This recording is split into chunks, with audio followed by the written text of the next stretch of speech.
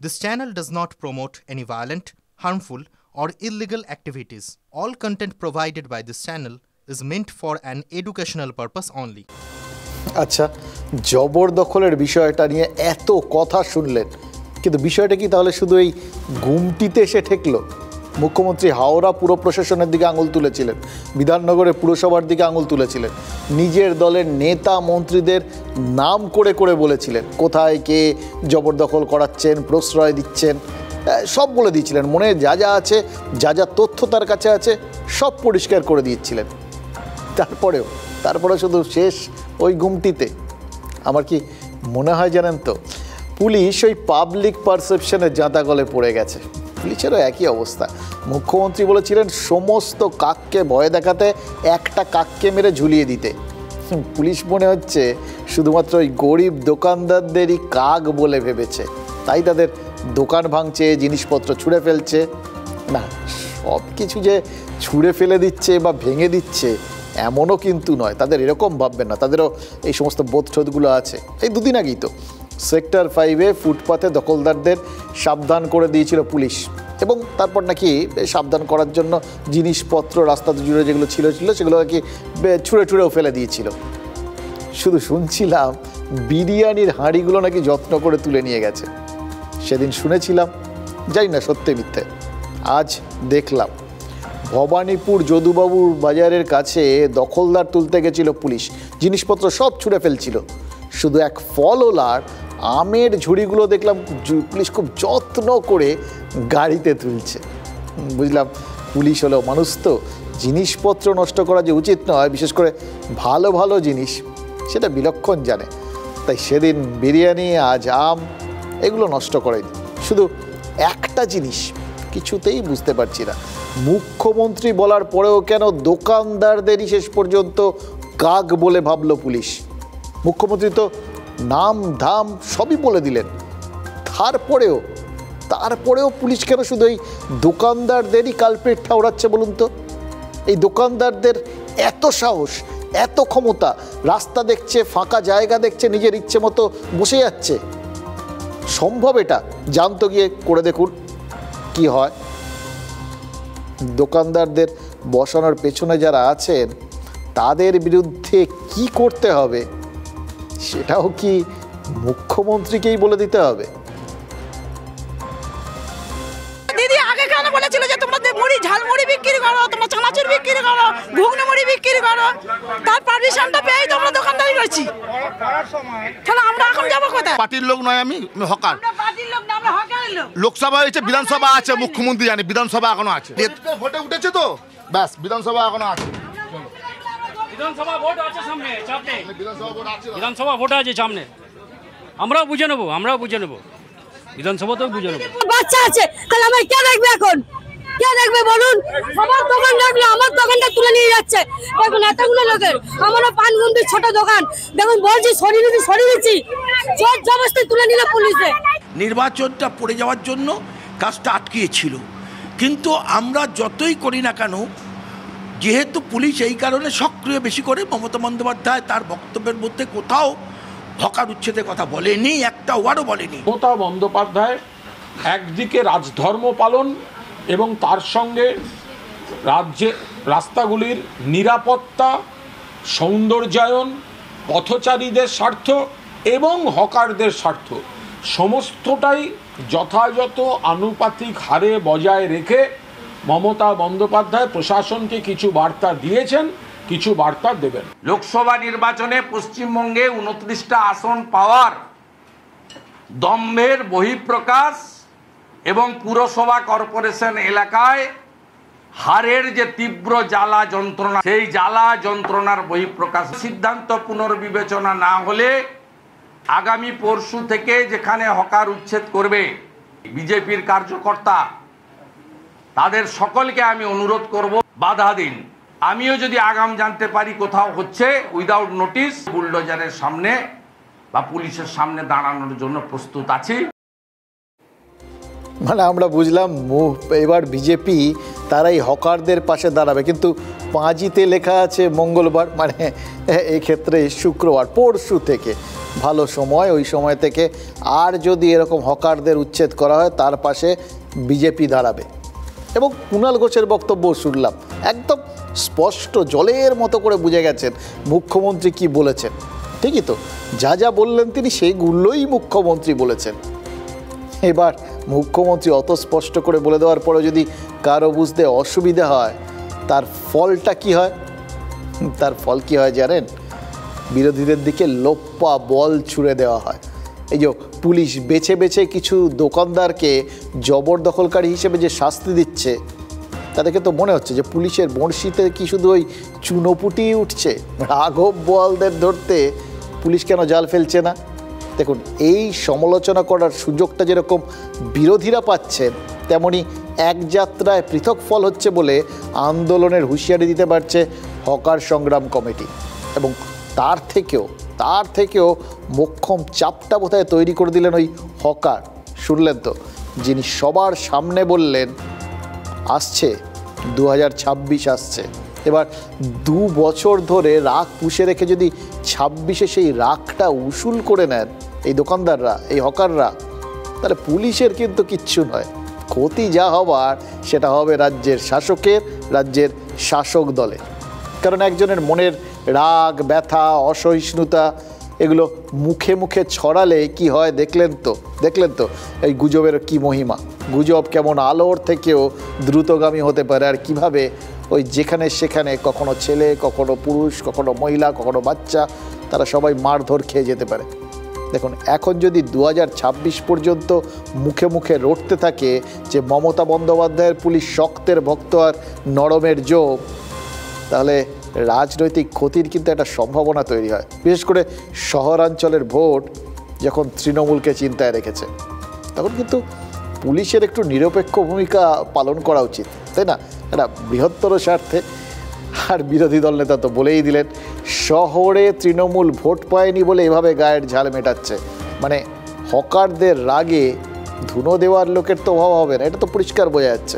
আচ্ছা, শুভেন্দু অধিকারীকে এই কথাগুলো বলার সুযোগ করে দিলেন কে? এটা কিন্তু পুলিশ কর্তারা ভেবে দেখতে পারে। তারা যদি জবরদখলকারীকে আর জবরদখল করিয়েছে কে এর মধ্যে বাজবিচার না করতেন, মুখ্যমন্ত্রী বলে দেওয়ার পরেও যদি প্রভাবশালীদের বিরুদ্ধে হাত গুটিয়ে না থাকতেন, তাহলে কি বিরোধীরা এই কথাগুলো শোনানোর সুযোগ পেতেন? তবু ভালো, মমতা বন্দ্যোপাধ্যায় এখন বিরোধী নেত্রী নন, তিনি রাজ্যের মুখ্যমন্ত্রী। আগে হলে, বিরোধী নেত্রী হলে কি হতো তারা একবার একটু ভেবে দেখতে পারেন। মানে মনে করিয়ে দেওয়ার জন্য 1996 সালটাই তো যথেষ্ট। সেবার ওই অপারেশন সানশাইনের প্রতিবাদে, মানে হকার উচ্ছেদ অভিযানের প্রতিবাদে গড়িয়াহাটে হকারি করতে নেমে পড়েছিলেন মমতা ব্যানার্জি। এখনকার বিরোধী নেতারা যে গিয়ে ওই গুমটি আগলে বুলডোজারের সামনে দাঁড়াচ্ছেন না, গরিব দোকানদারদের সমব্যথী সাজতে তিথি, পাঁজি, নক্ষত্র এই সমস্ত দেখছেন বা হাওয়া বুঝছেন, এটাই তো যথেষ্ট। এতে পুলিশ প্রশাসন কিছুটা সময় পাচ্ছে। আর এই সুযোগে আমরা একটা কাজ করতে পারি জানেন তো, মেডিজির মতো একদম তৈরি করে আপনাদের দেখিয়ে দিতে পারি ফুটপাথের বাইরে আর কোথায় কোথায় জবরদখল রয়েছে, আর সেই সমস্ত জবরদখলের পেছনে কত বড় বড় মাথা আছে। এবং সেটা করব আমরা।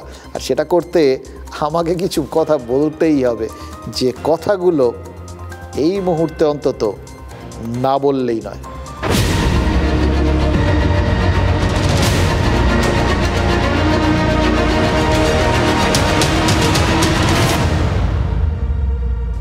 শুধু 2 ছিল মোর ভুঁই, আর সবই গেছে ঋণে। বাবু বলিলেন বুঝেছ উপেন, এ জমি লইব কিনে। রবীন্দ্রনাথ আমাদের সব কিছুতে আছেন। বিশেষ করে বীরভূমের ব্যাপারে কথা বলতে বসলে রবীন্দ্রনাথ আপনার থেকে এসে যান। আর শুধু শান্তিনিকেতন নয়, রবীন্দ্রনাথ তো বীরভূমের প্রাণে, মনে, কাজে, কর্মে সব কিছুতে ছড়িয়ে রয়েছেন। বীরভূমের কসবা গ্রামে একটা বিলাসবহুল আবাসন তৈরি হচ্ছে জানেন তো। আবাসন নির্মাণকারী সংস্থা, তারাও বোধহয় ওই রবীন্দ্রনাথের 2 বিঘা জমির থেকে, ওই কবিতাটার থেকে অনুপ্রেরণা নিয়েছে। বাবু যেভাবে উপেনের 2 বিঘা জমিও কেড়ে নিয়েছিলেন, এই আবাসন নির্মাণকারী যে সংস্থা, তারাও নাকি উপেনদের 22 বিঘা জমি কেড়ে নিয়েছে। 22 বিঘা। কসবা গ্রামের ওই বাসিন্দাদের অভিযোগ কি জানেন? সরকার থেকে তারা ওই সমস্ত জমির পাট্টা পেয়েছিলেন, কম নয়, ওই বললাম সব মিলিয়ে 22 বিঘা জমি। আজ থেকে কয়েক বছর আগের ঘটনা। আর সেই সমস্ত জমি নাকি জোর করে ভয় দেখিয়ে ওই সংস্থা দখল করে নিয়েছে বলে তারা অভিযোগ করছেন। এটা ওই জমির পাট্টা যারা পেয়েছিলেন, সেই আদিবাসী মানুষগুলো, তারা বলছেন। দেখুন, পাট্টা বিলির পরেই নাকি গ্রামে গ্রামে গিয়ে হুমকি দেওয়া হয়েছিল, ওই পাট্টার কাগজ কোম্পানির হাতে তুলে না দিলে ছেলেপুলেদের লাশ দেখতে হবে। ল্যাঙ্গুয়েজটা শুনলেন? কোম্পানি তো, তা সে রিয়েল এস্টেটেরই কোম্পানি হোক বা দাউদ ইব্রাহিমের ওই ডি কোম্পানি হোক, কোম্পানি থাকলে সব কোম্পানির হাবভাবি বোধ হয় ইস্ট ইন্ডিয়া কোম্পানির সাহেব সুবোধের মতো হয়ে যায়। জোর করে ওই কৃষকদের জমি কেড়ে সাহেবরা নীল চাষে বাধ্য করত, আর বীরভূমের এই কোম্পানি সাহেবরা তারা জোর করে জমি কেড়ে তাতে আবাসন গড়ছেন বলে অভিযোগ উঠছে। যারা সরকারের দেওয়া জমি ওই সংস্থার হাতে তুলে দিতে বাধ্য হয়েছে, এতদিন যাদের মুখ বন্ধ ছিল ভয়ের চোটে, এতদিনে কিন্তু তাদের মুখে কথা ফুটেছে। কেন ফুটেছে জানেন? তাদের সাহস জুগিয়েছেন স্বয়ং মমতা বন্দ্যোপাধ্যায়। বীরভূমের কসবা গ্রামের মানুষজন দেখছেন যে প্রশাসনিক বৈঠকে মুখ্যমন্ত্রী কিভাবে নেতা মন্ত্রী পুলিশকে ধমক দিচ্ছেন, কিভাবে জায়গা জমি জবরদখল মুক্ত করতে নির্দেশ দিচ্ছেন। এবার এগুলো শুনে এই বীরভূমের কসবা গ্রামের এই মানুষগুলোর মনে সাহস এসছে। তারাও ভাবছেন মুখ্যমন্ত্রী যখন বলেছেন তখন তাদের জমিও তারা ফেরত পাবেন। তাই তারা একদিন পর অভিযোগ জানিয়েছেন। মুখ্যমন্ত্রী ভরসা দিয়েছেন তো, মানুষ তার কথায় আস্থা রেখেছে, আস্থা রাখে তারা। মুখ্যমন্ত্রী কিছু বললে এতদিন ধরে তো আস্থা রেখেই এসছে। কিন্তু মুশকিল কি জানেন? মুখ্যমন্ত্রী তো রাস্তায় নেমে ওই আস্থার মর্যাদাটা দেবেন না। তিনি তো আর জবরদখল মুক্ত করতে নিজে পথে নামবেন না, নিজে তো বুলডোজার চালাবেন না। তাহলে মানুষের আস্থার মর্যাদাটা কে দেবে? সবাই জানেন, প্রশাসন। মুখ্যমন্ত্রীর কথার পর এখন এটা প্রশাসনের দায়। তাদেরই কিন্তু ওই আস্থার মর্যাদা রক্ষা করতে হবে, কারণ সেটা যদি তারা না করেন আলটিমেটলি অমর্যাদা হবে মুখ্যমন্ত্রী। জমি দিবি নাকি ছেলের মাথা নিবি, হুমকি, হাড় হিম করা হুমকি। অভিযোগ, এই হুমকিটা শুনেছিলেন যারা, তারা বীরভূমের পাড়ুই থানা এলাকার কসবা গ্রামের বাসিন্দা। তাদের কি অপরাধ? তাদের অপরাধ, সরকার তাদের পাট্টা আর বর্গা দিয়েছিল। কসবার খঞ্জনপুর মৌজায় 22 বিঘা জমির পাট্টা আর বর্গা আদিবাসী আর কৃষকদের মধ্যে বিলি করেছিল রাজ্য সরকার। ওই 22 বিঘা জমি হলো কাল। অভিযোগ, বড় এক সংস্থার লোকজন রাতারাতি বাড়িতে বাড়িতে গিয়ে হুমকি দিতে শুরু করে, জমি দিবি নাকি ছেলের মাথা নিবি। ওই যে মাথা নেব। মাথা নেবে? হ্যাঁ। কি মাথা নেবে? কার মাথা নেবে? আমার ছেলে একটা আছে। জমি না দিলে মেরে দেওয়ার হুমকি দিচ্ছে নাকি? মেরে দেওয়া হুমকি দিচ্ছে। বলছে তুমি জমি দেবে না ছেলের মাথা নেবে। তখন তো উনি রাতে সব ঘুমিয়ে গিয়েছিল। বাবাকে বেটাকে বললাম, বাবা তুমি জমি ছেড়ে দাও, আমরা ভিক করে খাবো, ভিক দিয়ে খাবো। তো এই জমি তো ফটিকবাবু দিয়েছিল আমাদেরকে চাষ করবার জন্য খেতে। সরকারের দান করা জমিতে আবাসন করে উঠবে, তাই পাট্টা চাই। পাট্টা যার, জমি তার। এই জন্যই নাকি হুমকি, হুঁশিয়ারি। খঞ্জনপুরের ওই জমিতে গড়ে উঠছে এক বিলাসবহুল আবাসন। সেই আবাসন জোর করে দখল করা জমিতে তৈরি হচ্ছে বলেই তো অভিযোগ। এতদিন যারা ভয়ে চুপ করেছিলেন তারা এখন মুখ খুলছেন। কিসের জোরে? জোরটা ঝুঁকিয়েছেন মুখ্যমন্ত্রী মমতা বন্দ্যোপাধ্যায়। মমতা বন্দ্যোপাধ্যায় মন্ত্রী, শান্ত্রী, নেতা নেত্রীদের সতর্ক করার পর, জমি জবরদখল মুক্ত করার জন্য পুলিশকে হাত খুলে কাজ করতে বলার পর বীরভূমের ওই মানুষগুলো প্রশাসনের দ্বারস্থ হয়েছেন। লিখিত অভিযোগ জমা পড়েছে জেলা শাসক ও জেলা পরিষদের সভাধিপতির কাছে। অভিযোগের কাগজ, পাট্টার নথি সব TV9 বাংলার হাতেও এসেছে। জেলা শাসক এবং জেলা পরিষদের সভাধিপতি দুজনেই বলছেন, দখলদার যত শক্তিশালী হোক, বেআইনি দখল ভেঙে গুঁড়িয়ে দেওয়া হবে। ইনকোয়ারি যে ফাইন্ডিংস হবে তাই অনুযায়ী যথাযথ উপযুক্ত ব্যবস্থা নেওয়া হবে। তাদেরকে অন্যায়ভাবে ঠকিয়ে দিয়ে করেছে, জমি তাদের ফেরত দেওয়া হবে, সে যত বড় যত কনস্ট্রাকশন হোক না কেন। সে কথাটাই বলছি, যদি ওদের যে ওনারা যে আবেদন করেছেন সে আবেদনের পরিপ্রেক্ষিতে 1% সত্যতা থাকে, তাহলে ওদের পক্ষে পুরো জেলা প্রশাসন ওদের পক্ষে থাকবে এবং ওদের জমিগুলো ফিরিয়ে দেওয়া। কিন্তু যে সংস্থার বিরুদ্ধে জমি দখল করে আবাসন গড়ে তুলছে বলে অভিযোগ, তারা কি বলছে?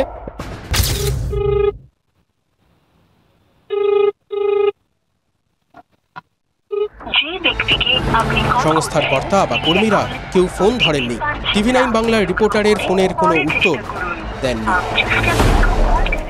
সিঙ্গুর নন্দীগ্রামে জমি বাঁচাতে আন্দোলন করে যার ক্ষমতায় আসা সেই মমতা বন্দ্যোপাধ্যায় মুখ্যমন্ত্রী হয়ে কিন্তু ঘোষণা করেছিলেন এই রাজ্য থেকে কারো কাছ থেকে জোর করে জমি নেওয়া হবে না। তারপর একটা সময় ছিল, তারপর তো বহুদিন কেটে গেছে। সময়ের সঙ্গে সঙ্গে তার দল, তার প্রশাসন সেসব অনেকেই বলেন নাকি ভুলে গেছে। নাহলে কি আর রাজ্যের দিকে দিকে এরকমভাবে জবরদখলের অভিযোগ ওঠে বা কেউ এরকম জবরদখলের জায়গায় পৌঁছানোর সাহস পায়? বীরভূমে সরকারের দেওয়া জমি দখল হচ্ছে বলে যে অভিযোগ, সে তো দেখলেন, নিজের সামনে দেখলেন। ওটা তো একটা উদাহরণ, আরও আছে রাজ্যের বিভিন্ন জায়গায়। বারাসাত পুরসভায় সেখানে 7.5 বিঘা পুকুর ভরানোর ঘটনাটাই বা কী করে বাদ দেবেন বলুন তো? বা পুরুলিয়া শহরে সরকারি জমিতে তৃণমূলের পার্টি অফিস তৈরির অভিযোগ এড়িয়ে যাওয়া যাবে? বীরভূমের কৃষকরা মুখ্যমন্ত্রীর কথায় যেমন সাহস সঞ্চয় করেছেন, তেমন সাহস কেন সবাই পাচ্ছেন না বলুন তো? কেন যাবতীয় জবরদখল তুলে দিতে রাজ্যে অভিযান হচ্ছে না? কেন পুকুর বোঝানো বন্ধ হচ্ছে না? অনেকগুলো প্রশ্নগুলো আমাদের, উত্তরটা দেবেন নেতারা, কারণ তারাই ভালো করে জানেন পুলিশ প্রশাসনের হাত পা কোথায় কিভাবে বাঁধা থাকে, কে বাঁধেন আর কিভাবে বাঁধেন। এটা ওই এক্সটেনশন পা গোপালিকাকে জিজ্ঞেস করুন, উত্তরটা দিতে। ইমেজ বিল্ড আপের কাজ হচ্ছে। আমরা তো বলতাম তৃণমূলের সবাই চোর, উনি তো মাইকে বলতেন আমি চোর, অভিষেক চোর, ববি চোর। উনি তো বলছেন সুজিত চোর, গৌতম চোর, ডাবগ্রাম ফুলবাড়ি চোর, SJDA চোর, HDA চোর। বিজেপি যা বলেছে নির্বাচন চলাকালীন, এখন তো মুখ্যমন্ত্রী নিজে বলছে।